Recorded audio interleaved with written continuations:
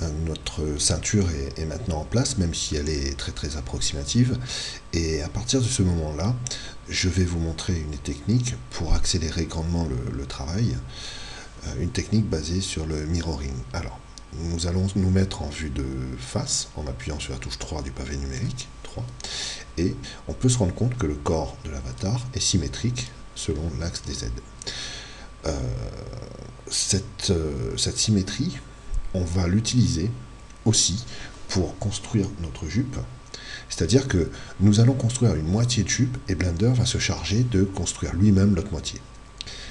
Donc, je vais désélectionner tous les vertices. Je suis toujours en mode Edit de ma jupe et prendre le mode de sélection box en appuyant sur la touche B, sélectionner ces vertices-là, surtout pas ceux-là. J'ai sélectionné donc toute la moitié de la jupe. Revenir en vue de face. Voilà. En appuyant sur la touche 3 et supprimer ces vertices. Alors, X, delete, vertice, oui. Voilà. J'ai donc une moitié de jupe.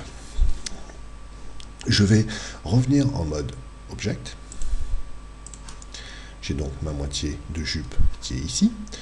Aller sur cette icône ici qui s'occupe des modifieurs et ajouter un modifieur. Nous allons ajouter un modifieur qui s'appelle Mirror. Mirror se trouve ici. Mirror. Je vais paramétrer mon modifieur Mirror selon l'axe, il me semble que c'est... Voilà. Si je bouge ma vue, je m'aperçois que Blender a obéi et a construit ma moitié de jupe manquante à ma place. Je vais actionner ce paramètre qui est là. Je vous montrerai pourquoi tout à l'heure. Hop. Voilà. Je vais revenir en mode Edit. Et lorsque je reviens en mode Edit, on s'aperçoit qu'on n'édite pas l'autre moitié. On édite juste cette moitié. Si je prends ce vertice-là, par exemple, et que je le tire, Blender s'occupe de faire la même chose de l'autre côté. CTRL Z pour revenir. Et nous allons pouvoir modifier, attention, j'ai fait une erreur, c'est-à-dire que j'ai sélectionné aussi, j'ai sélectionné deux axes, ce qui fait que ce que j'ai fait ici est répété vers le haut. Alors, ce n'est pas cet axe-là, c'est celui-là. Voilà. Donc, toute la symétrie sera basée sur le plan Y.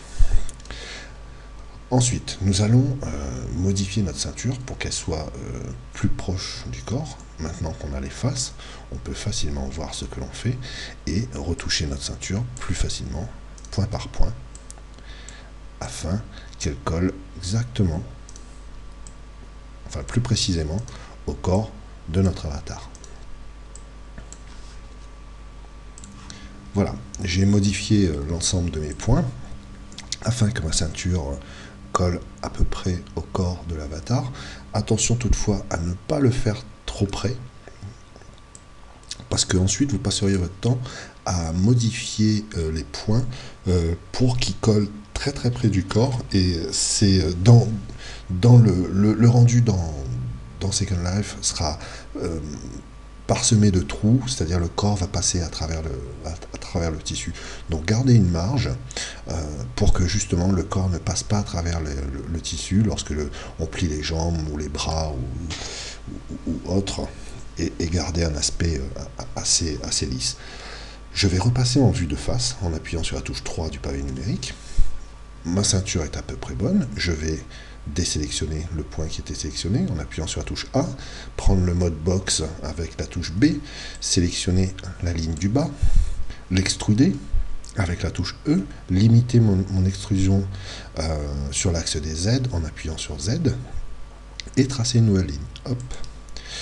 Je vais faire exactement le même travail, c'est-à-dire sélectionner mon point et l'écarter un peu du corps pour refaire cette ligne de vertice qui dessine ma jupe au fur et à mesure.